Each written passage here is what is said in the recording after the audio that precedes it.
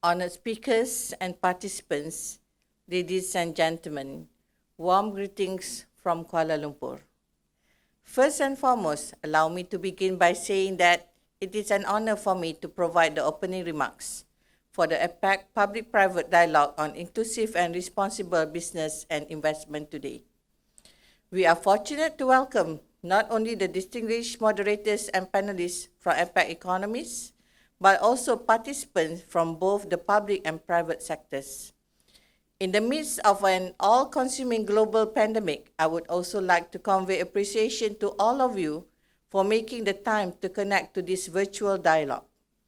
As the fight against the COVID-19 continues, we also acknowledge the fact that the spread of the virus has created disruptions in our economy and the life of businesses and supply chains everywhere.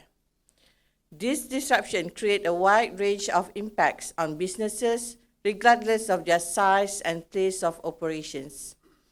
Each of them struggling financially while keeping abreast with the ever-changing standards operating procedures depending on the situation of COVID-19.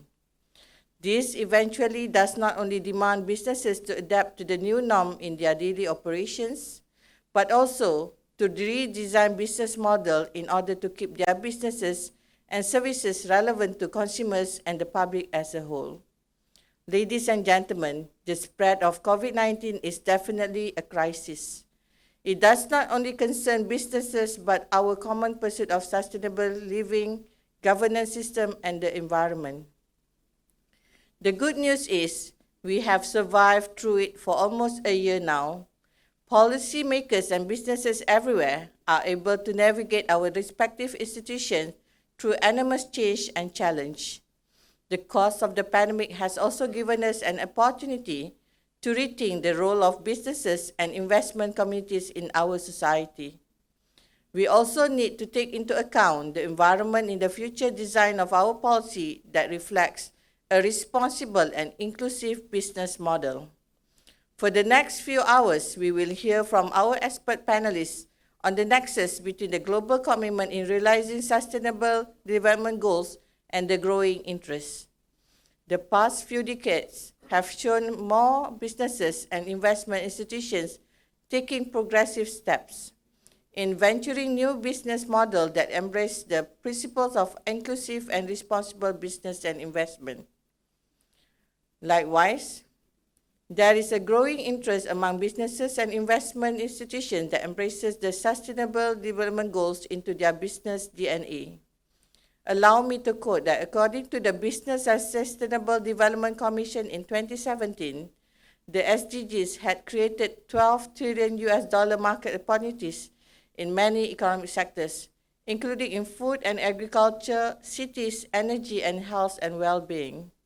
The economic argument for realizing SDGs in the business and investment sectors is compelling. Ending poverty, reducing income inequality, and advancing the socio-economic status of women as articulated in SDGs would spur economic growth and also provide opportunities for businesses to expand their customer base. Malaysia is of the view that there is already an enormous business policy opportunity for the APEC to put forward bold IRBI strategies at the heart of their post-2020 and post-coronavirus plans. These ESGs, SDGs, or our own vernacular IRBI factors have proven to contribute an important role in predicting financial returns. Hence, they should not be ignored when considering an investment decision.